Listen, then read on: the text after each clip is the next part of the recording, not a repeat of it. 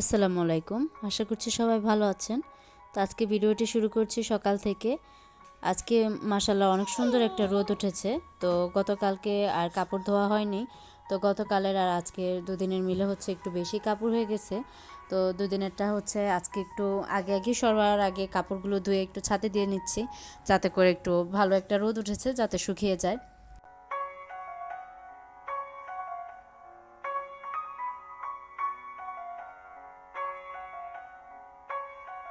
গতকালকে আম্মু হচ্ছে একটু চালের গুঁড়ো করে এনেছিল, তো রোদ দেখে একটু চালের গুঁড়োগুলো একটু রোদে দিলাম। আজকে হচ্ছে পুরো দোতলাটা ক্লিন করব, তো প্রথমে হচ্ছে আমি বেডশিটটা চেঞ্জ করে নিচ্ছি।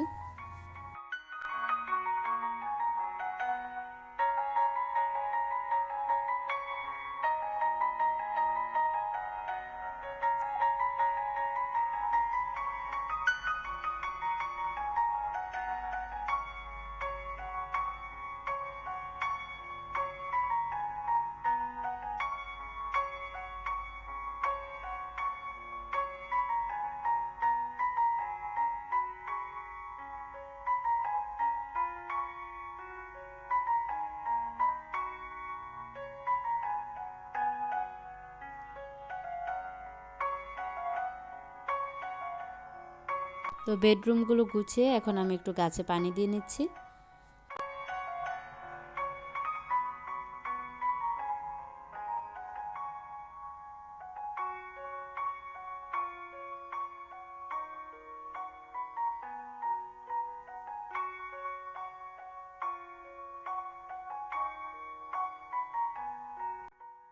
তো রুমগুলো ক্লিন করে আমি অফ ক্যামেরায় ফ্লোরগুলো মুছে নিয়েছি। সেভাবে আমি ভিডিওটি রেকর্ড করতে পারিনি। তো একেবারে কাজ শেষ করে গুছিয়ে আর কি আপনাদের সাথে শেয়ার করলাম।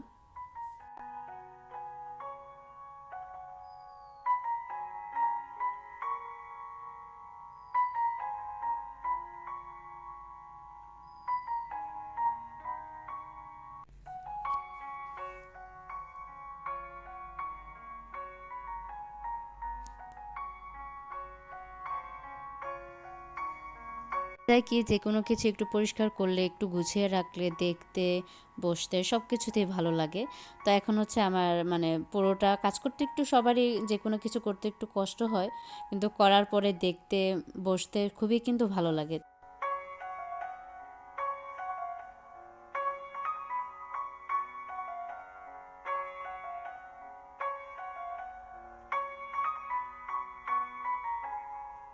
এর ওয়েদারটাও বেশ ভালো ছিল।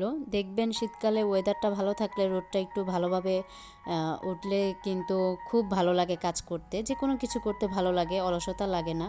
তো আমারও আজকে সেটাই হয়েছে। তো এপাশে হচ্ছে আদি দুদিন যাবত তো দাদুকে বলছিল, দাদু গাছে আতা ফল পেকেছে, তুমি কবে পেড়ে দিবে। তো মাশাল্লাহ গাছে অনেকগুলো আতা ফল হয়েছে। পাখিও অনেকগুলো খেয়ে ফেলছে, নষ্ট হয়ে গেছে। তো আজকে হচ্ছে যে আমরা আতা ফল পেড়ে নিচ্ছি। মাশাল্লাহ, সবাই দেখে মাশাল্লাহ বলবেন।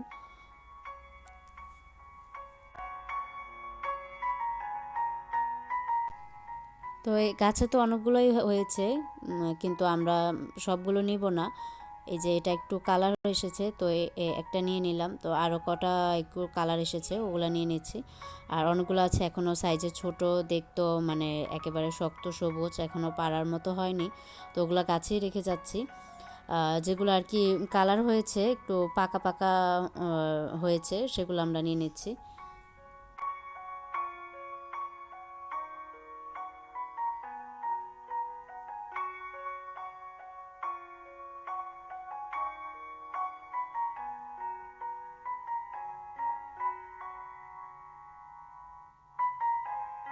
তো আতা ফলটা আদির অনেক পছন্দ, খুবই পছন্দ করে। তো যার জন্য দাদুকে বারবার বলছিল, দাদু চলো আমরা পেরে নিয়ে আসি।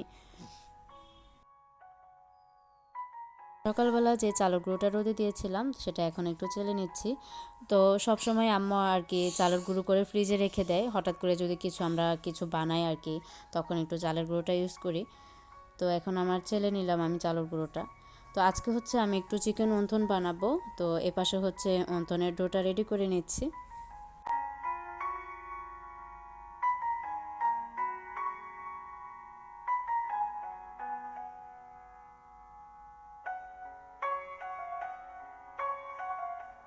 এখানে হচ্ছে আমি 7টি রুটির শেপ বানিয়ে নিব।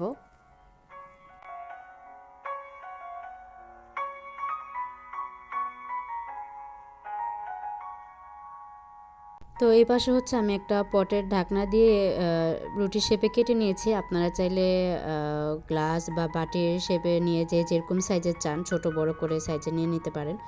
আর এ পাশে হচ্ছে আম্মু রান্নার সময় পুরটা রেডি করে রেখেছিল, চিকেন, গাজর, বরবটি, তারপর হচ্ছে পেঁয়াজ ফুল, সয়া সস, মানে সব কিছু মিলিয়ে অনেক সুন্দর করে পুরটা বানিয়েছে। তো এখানে হচ্ছে আমি ফার্স্টে একটি নিয়ে নিলাম, মাঝে হচ্ছে একটা চামচ একটু পুরটা দিয়ে নিচ্ছি।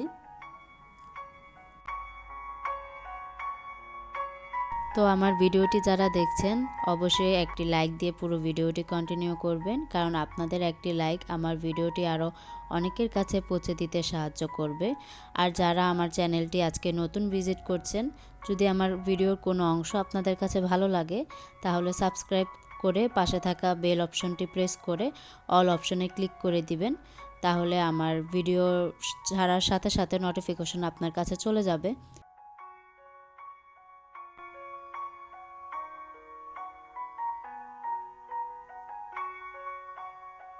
তো আমার কথা বা কাজে কোনো রকমের ভুল হলে প্লিজ সবাই ক্ষমার সুন্দর দৃষ্টিতে দেখবেন।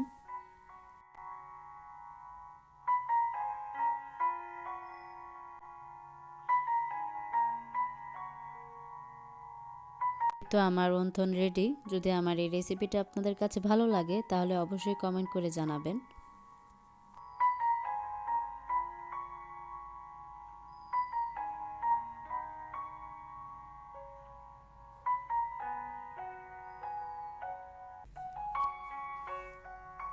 তো নাস্তা খাওয়া শেষ করে আমি টেবিলটা ভালো করে ক্লিন করে নিচ্ছি।